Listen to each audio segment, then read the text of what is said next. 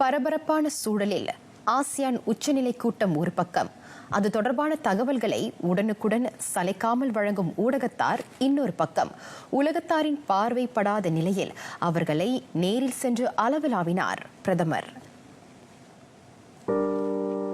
தலைநகரின் மத்திய பகுதியில் ஆசியான் நாடுகளின் தலைவர்களை சந்திப்பதோடு ஊடகத்தார் முன்வைக்கும் கேள்விகளுக்கும் பதிலளிப்பதில் டத்தோ ஸ்ரீ அன்வார் பம்பரமாக சுழல்கின்றார்.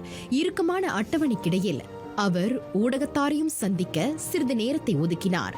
அந்நேரத்தில் யாரும் எதிர்பாரா நிலையில் அவர்களை நோக்கி வந்தார் டத்தோ ஸ்ரீ அன்வார். திடீரென தம்மை சந்தித்து தாம் செய்யும் பணிகள் குறித்து அவர் கேட்டறிந்ததாக ஆர்டிஎம் ஒளிப்பதிவாளர் தேவகுமரன் கிருஷ்ணன் கூறினார்.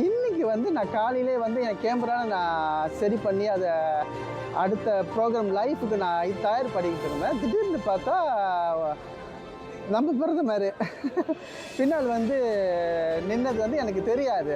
அப்போ கீழே பக்கத்தில் உள்ளவங்க சொன்னாங்க. திரும்பி பார்த்தா பிஎம்ஆர் ஷாக் ஆகிட்டேன்.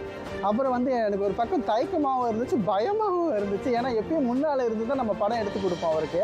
ஆனால் அது பக்கத்தில் இருந்த போது எனக்கு கொஞ்சம் நர்வஸாக இருந்துச்சு. ஆனால் ஒரு பக்கம் சந்தோஷமாக இருந்துச்சு.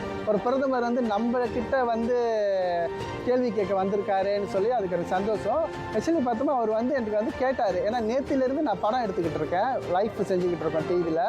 அப்போ கேட்டார், எப்படி ஷார்ட்டு, என்ன ஷார்ட் எடுக்கிறீங்க, அதெல்லாம் என்கிட்ட கேட்டேன். அப்புறம் எல்லா விவரமா அவர்கிட்ட நான் சொன்னேன். நாட்டின் உச்ச தலைவரான டத்தோ ஸ்ரீ அன்வார் தம்மை சந்தித்தது வாழ்நாளில் மறக்கவியலாத இன்ப தருணம் என தேவகுமரன் புலங்காயுதம் அடைந்தார். பஹாங் மண்ணின் மைந்தனான அவர் ஆர்டிஎம்மில் ஏறத்தாழ 20 ஆண்டுகளாக ஒளிப்பதிவாளராக இருக்கிறார்.